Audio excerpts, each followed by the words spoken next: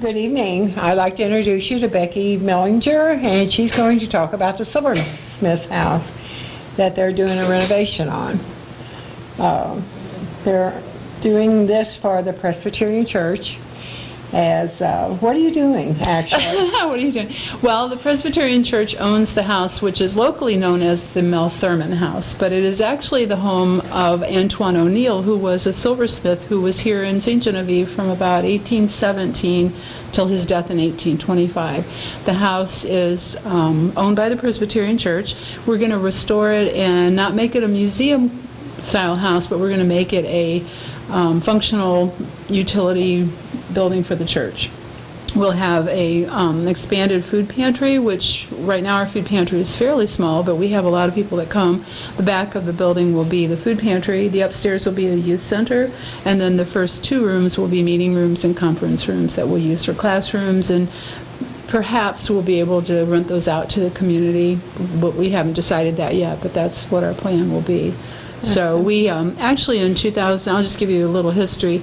In 2013, we were approached by the Jeffress Family Foundation, which is a foundation that's in Janesville, Wisconsin. How they got our names, we don't know, but they called and said, "Can we help you restore that building?" And we said, "Well, of course." Well, of course you can. So they sent someone down, and they looked it over, and they offered, and you have to be invited to write a grant through their foundation. Oh, so they really? invited us to write a grant for the Historic Structures Report, which was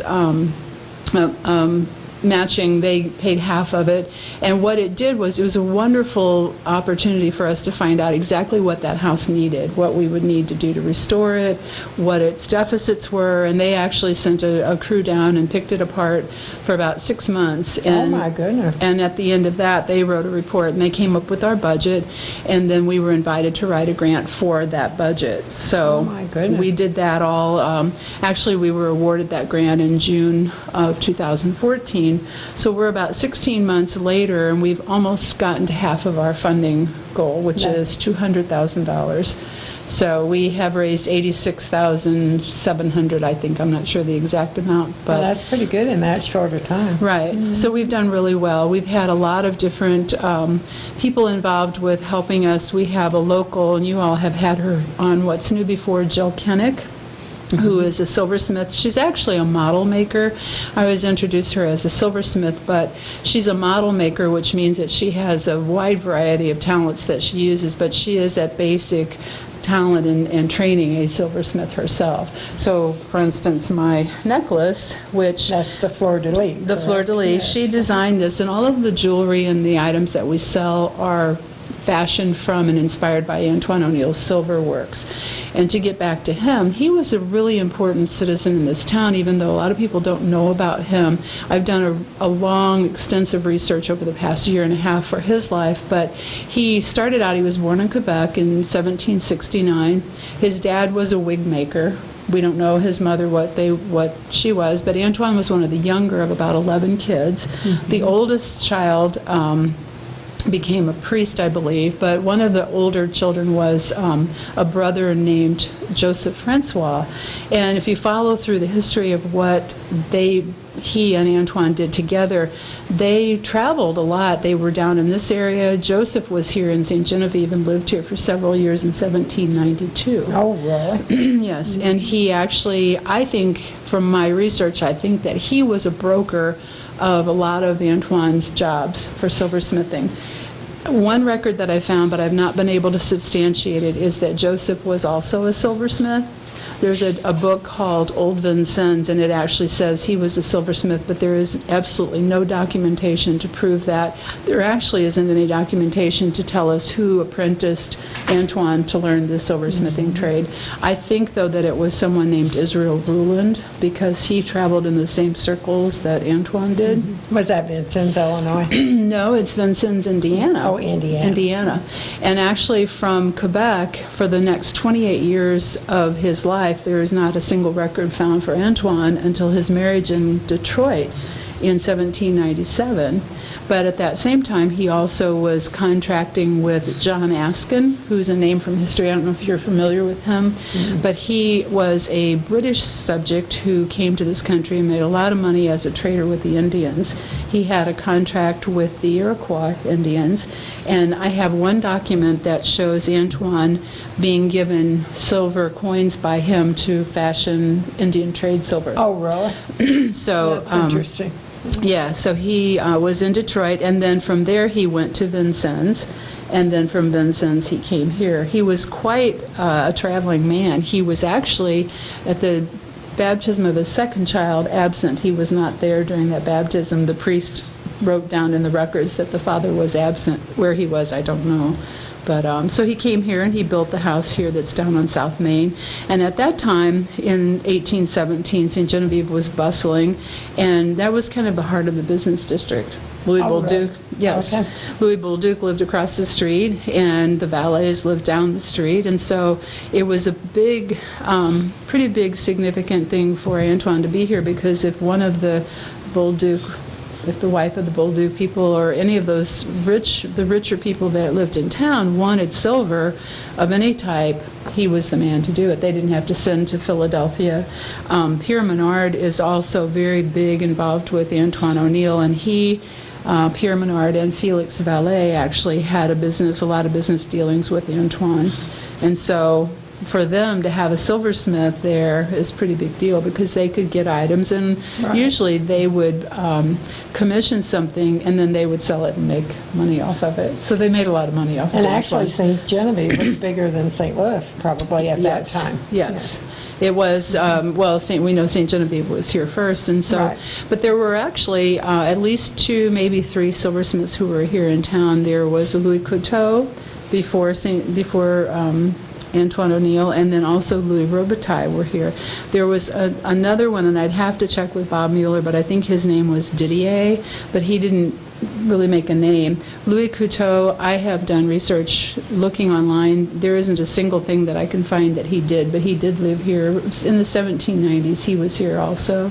So the fact that Antoine was here, and he made, not only did he make fine silver pieces like tableware and silver teapots and that kind of thing, he made a lot of trade silver. He made a lot of money in the trade, but what he did with it, I don't know, because the kids, after his death, lost his house to the debt that he had from that house, from the mortgage. Oh, really? Yes. Oh, my goodness. So, kind of a sad tale. And then That they is. all left St. Genevieve. I guess it wasn't... So now where did his brother live when he lived here? Did you... I don't really know where he lived when he lived here, but I know that he was also in New Madrid, and I don't know if he lived with someone. I don't think he had a home or a building that he lived in necessarily, but and whether or not he actually lived here, I don't know that yet, because I haven't found that information, but I know that he was here.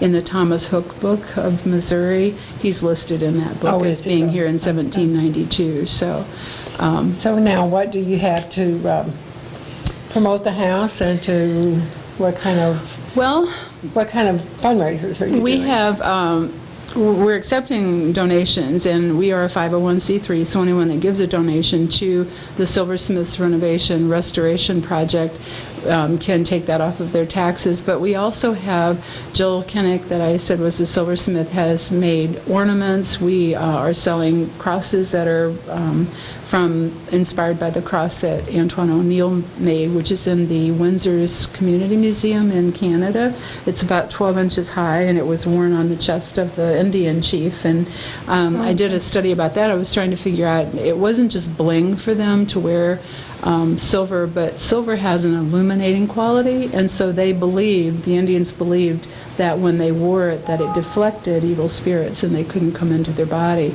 And they were buried in this because they believed even after they died that silver would deflect an evil spirit from their body in the afterlife. Oh my goodness. So silver was very important to them, and they wore it everywhere. They wore it on their ears, they wore it on their heads, their arms, their fingers. And so Antoine, I know that in a 3-year period with Pierre Menard, made over 8,000 pieces of silver trade ornaments. Oh my goodness. Now, the only 2 that survive, there's an ear wheel that's in Chadron, Nebraska, and then this Indian trade cross, which is in Canada. Those are the only 2 that I know that have survived. So that to me is really interesting. But when you think about either they were buried with the person who had the piece, or if Antoine picked up silver from another silversmith, I guarantee They you that he melted it down and he made his own whatever it was. So, yeah. And so you're taking donations, and also you're selling the crosses and the fleur-de-lis? Well, and the fleur-de-lis, I'd like to mention that ASL Pewter, which is a store that's only been here in St. Genevieve since February. They moved here. Tom and Pat Hooper came from Louisiana, Missouri, and they actually, Tom approached us several months ago and said, how about I will make a fleur-de-lis from one of your designs and we'll sell them, and if you buy it in his shop, he gives us a contribution, but he also sells these to us wholesale, and so then we make money from them. It's been a very, very gracious gift for him to give that. And then he also made a series of historic house ornaments. There are 5 of them, and the O'Neill house is one of them. So that's their gift to us. And I have a book that I published, and as I'm going along, I'm finding one of the pieces that we thought was at the Grouseland Museum in Vincennes is not a Francis Vigo, it's not an O'Neill piece. Oh, so I'm going to have to revise my book at some time, but I like that. I'm learning about it, and I didn't expect that it would be, the truth and the final word on Antoine O'Neill, but that's kind of fun. Jackie Brillos, who is a local artist, did a pointillism drawing of the house, and then she crafted some note cards, so we're selling those. We've actually lowered our prices since we've been selling over a year now. We decided to lower our prices. So if you haven't bought Christmas gifts and are thinking about something, you can get them. I know that the Welcome Center sells our things. Tom Hooper sells all of the gifts that they have. You can contact me. My number's in the phone book. So, or when we have events like the Christmas Walk, I'll have somebody there. We'll be selling those things there too. So, okay, well, that's very interesting, and actually, it's nice that you have all these things for sale to help your renovation. Right. Well, and or restoration. Yeah, I know. Not renovation. Well, we're trying to change that word from restoration from renovation to restoration.